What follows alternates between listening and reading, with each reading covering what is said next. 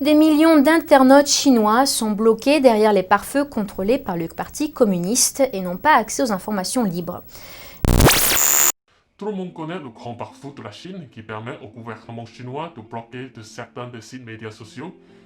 Et alors, combien d'entre vous ont perçu il existe aussi une muraille d'informations invisibles dans le monde occidental qui vous empêche de connaître la vérité sur ce qui s'est passé dans le monde entier, notamment en Chine. Tout d'abord, en tant qu'un apprenant du français, je comprends parfaitement qu'il est extrêmement difficile d'apprendre une langue et de l'utiliser d'une manière flexible. C'est pour ça que je dirais la barrière linguistique a déjà empêché la plupart des Occidentaux d'accéder aux informations des pays étrangers de première main. De plus, c'est indéniable que les Français ont un niveau d'anglais moins élevé, moins qu'ils veulent apprendre une autre langue, notamment le chinois quoi. Alors, cela leur permettra de seulement recevoir des informations traitées par les médias occidentaux. Mais, quelle authenticité peut-elle garantir? Sans considérer la différence de la nationalité, l'idée préconçue est une de notre humanité commune qui peut facilement à son tour renforcer notre opinion précédente sur quelque chose. Lorsque l'on possède déjà une impression sur un événement, on a tendance à accepter une idée similaire en rejetant une autre opinion différente, sans même penser à vérifier le fait objectif. En fait, parmi toutes les conversations que j'ai eues avec de nombreux Français qui se revendiquent d'avoir une ouverture d'esprit, il s'avère que la plupart d'entre eux s'est toujours bloqué dans la muraille d'informations créée par eux-mêmes à cause de l'idée préconçue. En fait, celui qui fait la diversité et se replie sur lui-même dans son cocon d'idées et de croyances refusera de penser et de discerner le vrai du faux. Au fur et à mesure, sa mentalité sera fortement influencée ou même contrôlée par les médias. Au final, ce que les médias ont dit lui convient. Alors, c'est exactement la résistance de penser qu'il a construit une muraille encore plus solide et il a encerclé encore plus fermement. La monotonie de source des nouvelles et la référence croisée entre eux a déjà manifesté la manipulation des nouvelles par les oligarques. Les téléspectateurs peuvent facilement tirer une conclusion simplement parce qu'ils ont vu plusieurs nouvelles similaires, sans rendre compte qu'elles sont essentiellement la même chose manipulée par les milliardaires qui ont pris le contrôle d'une grande partie des médias français. Vous n'y croyez pas? Bon, on va prendre quelques exemples des médias américains sur ce qui s'est passé à Hong Kong en Chine. Toutes ces nouvelles de différentes entreprises que je vous présente comprennent quasiment la même idée.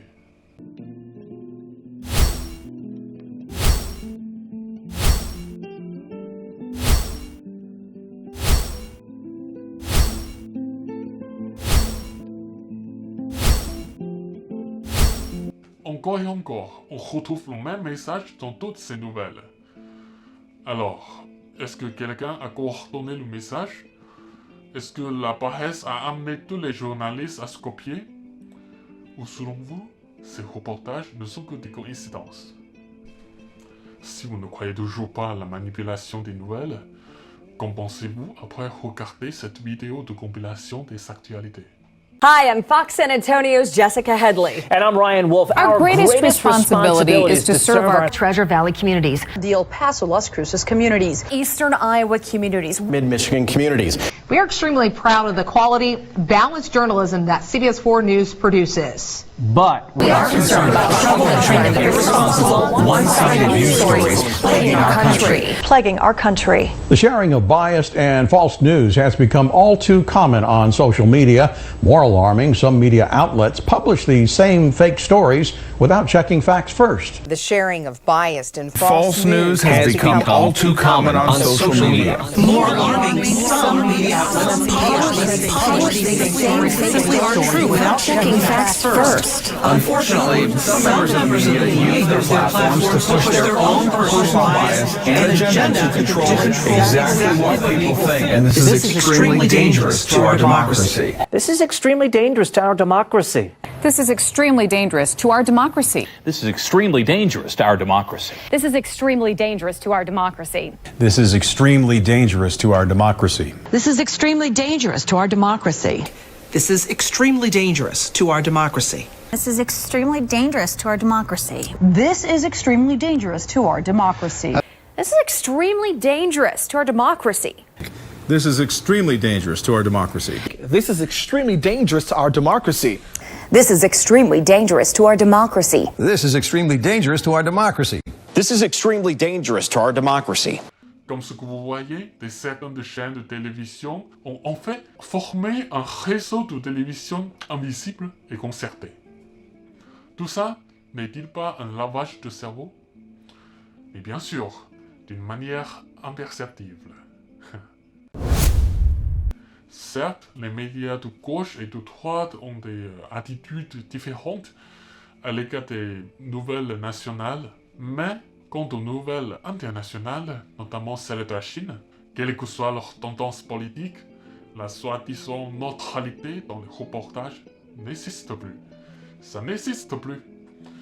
Ce qui reste ne sont que leur point de vue politique et des préjugés idéologiques. Cela a déjà violé l'exigence du reportage de base de couvrir une actualité avec l'objectivité et l'impartialité. En 2019, 39 cadavres ont été trouvés dans un camion au Royaume-Uni le 23 octobre. Pendant que la police britannique n'était pas capable d'identifier leur nationalité, pendant que tout le monde était intéressé par les 39 décédés, le CNN a déclaré sans aucune compassion que ces victimes ont été identifiées comme étant des Chinois, mais aussi a lié cette affaire avec le 70e anniversaire de la Nouvelle-Chine, qui est complètement non coléré. En fin de compte, lorsque la police britannique a prouvé que toutes ces victimes étaient des Vietnamiens, les médias ont gardé collectivement leur silence et ne sont pas excusés auprès des familles des victimes. D'un point de vue des médias occidentaux, rien n'est aussi important que l'attaque vers la Chine, même si ils ne peuvent pas trouver aucune preuve pour le supporter. Est-il possible pour vous de vraiment connaître la vérité du monde si vous êtes toujours dans cet environnement? En termes de médias qui ont l'air objectifs superficiellement, très souvent ils manipulent l'utilisation des mots-clés d'une nouvelle et de cette façon ils obscurcissent la nature d'un événement. Par exemple, les émeutiers qui ont commis le terrorisme à Hong Kong sont glorifiés comme les manifestants pacifiques ou même encore les manifestants pro-démocratie.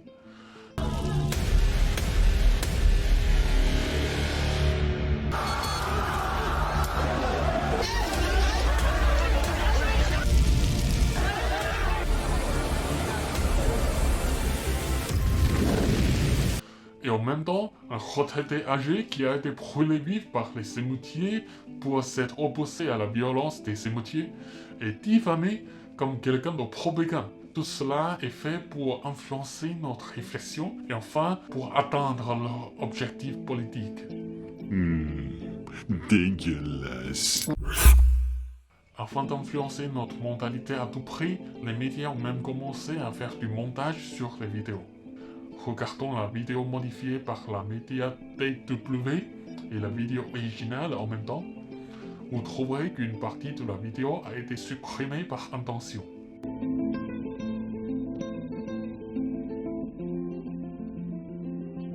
Regardons une autre vidéo modifiée par Guardian News et la vidéo originale à côté. Vous trouverez que l'image clé a été figée délibérément au moment critique. Tout cela n'est que pour vous entortiner l'idée que la Chine a prétendument commis le crime contre l'humanité, etc., etc.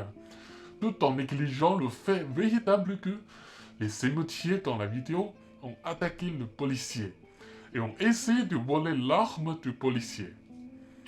En plus, en coupant le début et la fin de la vidéo, le journaliste a déjà beaucoup modifié le contexte et a improvisé le déroulement de l'événement. Sous l'influence d'idéologie, le double standard peut toujours conduire à la conclusion controversée pour la même nouvelle. Lorsque la Chine a confiné Wuhan, une ville de 11 millions d'habitants, les commentateurs occidentaux ont rapidement exprimé leur inquiétude. Après tout, lorsqu'un gouvernement communiste verrouille sa vie, que pourrait être d'autre que l'autoritaire ou une violation des droits de l'homme. Alors, maintenant, l'Italie et la France ont fait la même chose. Mais évidemment, selon eux, le confinement n'est absolument pas la même chose, quoi. Au moins, selon Fox News. Italy isn't authoritarian like China, and it's not backward like Iran. It is a modern, developed Western country, in many ways like our country.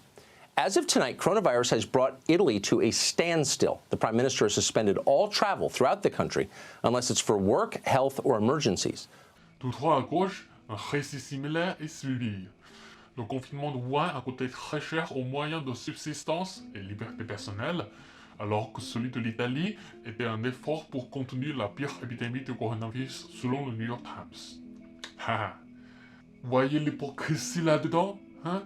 Cet aveuglement idéologique et le correctement politique a donné une conclusion pour un événement sans même aller voir ce qui se passe réellement. Quoi que la Chine fasse, c'est mal, c'est pas correct.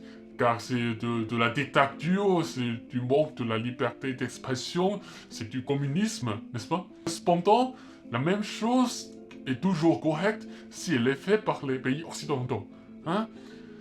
Car ils sont démocratiques, ils sont libres, ils sont capitalistes, n'est-ce pas? Hein? La nature du régime capitaliste et les mensonges des gouvernements occidentaux sont aussi coupables pour ce manque de transparence d'information. Depuis le début de la pandémie de coronavirus, le régime français n'a cessé de mentir au peuple français que le port du masque était inutile pour cacher sa pénurie de stock. Même si l'OMS avait déjà souligné à plusieurs reprises son importance selon le succès de la Chine pour stopper la propagation du virus. Bien que le gouvernement français n'a pas fait le maximum pour stabiliser la propagation du virus, la nature du capitalisme a déjà exigé il y a longtemps le déconfinement de la société pour promouvoir l'économie, mais aussi ça pour encourager de plus en plus de cas contaminés. Malheureusement, la plupart des Français ne se sont pas rendus compte de ce fait.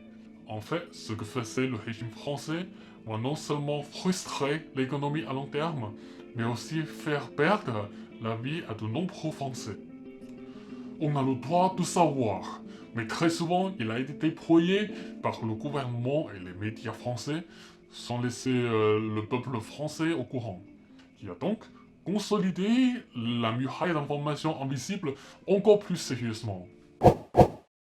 Mais bon, supposons que vous êtes quelqu'un d'intelligent qui peut voir l'essence des choses à travers le phénomène, que vous êtes quelqu'un volontaire à penser, que vous n'avez pas de préjugés stéréotypes. Cependant, que pouvez-vous faire si les médias font le reportage d'une manière sélective?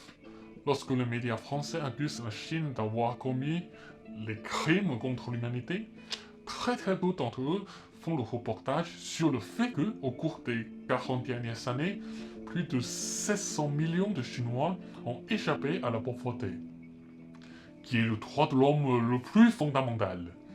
Et la Chine a contribué à plus de 70% à la réduction de la pauvreté dans le monde entier. Lorsque les médias français exagèrent la situation en Wuhan pendant l'épidémie de coronavirus, très peu d'entre eux font le reportage sur le fait que la Chine a effectué un test de coronavirus pour plus de 90% des résidents de Wuhan en 10 jours, soit 10 millions de personnes, simplement pour assurer la santé de la population. Au cas où vous êtes quelqu'un qui ne regarde plus les médias traditionnels, mais se trouve très souvent sur Internet, je vous montrerai les inconvénients. Premièrement, le contrôle du flux d'informations par les entreprises comme Google, Twitter, Facebook peut facilement être mis en œuvre avec la démonétisation ou la censure des vidéos ou des articles. Cela est particulièrement vrai pour les vidéos politiques objectives concernant la Chine sur YouTube, sans compter celles de la pro-Chine qui sont considérablement démonétisées. Quelles sont alors les conséquences de cette manipulation? Dans le cas d'une démonétisation, les vidéos n'apparaîtront plus ni sur la page de la recherche, ni sur la page de recommandation. Cela limitera considérablement la portée de la vidéo. En plus, cela a augmenté l'exposition de ces vidéos similaires qui convient au récit de YouTube sur la première page des résultats de recherche.